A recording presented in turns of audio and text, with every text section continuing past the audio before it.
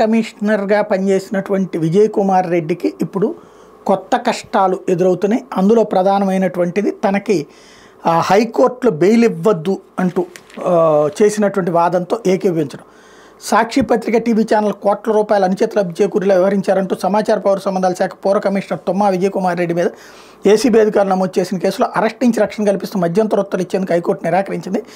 కనీసం వారం రోజులైనా తొందరపాటు చర్యలు తీసుకోకుండా పోలీసులు నిర్వహించాలంటే పిటిషనర్ తరపున న్యాయవాది మహేష్ రెడ్డి చేసిన అభ్యర్థన తోసిపుచ్చింది. ఈ వ్యాజ్యంపై ఈ నెల 21వ తేదీన తుది విచారణ జరుపుతామని స్పష్టం చేసింది.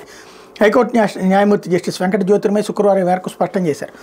జగన్ ప్రభుత్వంలో ప్రకటనల జారీ, బిల్లుల చెల్లింపులో సాక్షి పత్రిక టీవీ ఛానల్ కోట్ల అనుచిత లబ్ధి చేకూరేలా విజయ్ కుమార్ రెడ్డి వ్యవహరించారంటూ ఏపీ మీడియా ఫెడరేషన్ ప్రధాన కార్యదర్శి ఆర్ ఢిల్లీ బాబు రెడ్డి ఏసీబీకి ఫిర్యాదు చేశారు. ప్రాథమిక విచారణ జరిపిన ఏసీబీ విజయ్ కుమార్ రెడ్డిని ప్రధాన నిందితుడిగా పేర్కొంటూ కేసు నమోదు చేసింది.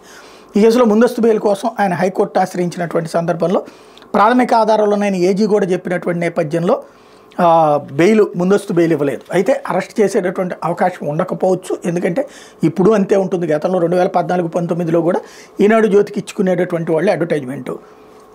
అదే సందర్భంలో ఈ క్రిందటిసారి ఆ మాట అనడానికి కూడా లేదు. సాక్షికి ఎంత ఇచ్చారో ఈనాడుకు కూడా అంతే ఇచ్చారు. ఈనాడు మాకు వద్దని రాసి ఇచ్చిన తర్వాత వాళ్ళకి ఆపారు. సాక్షితో సమానంగా అడ్వర్టైజ్మెంట్లు ఇచ్చుకుంటూ వచ్చారు. ఆంధ్రజ్యోతికి ఇవ్వనమాట వాస్తవం. పత్రికల పరంగా అయితే కనుక ఆ కాన్సెప్ట్ దగ్గర ఇష్యూ అవుతుంది.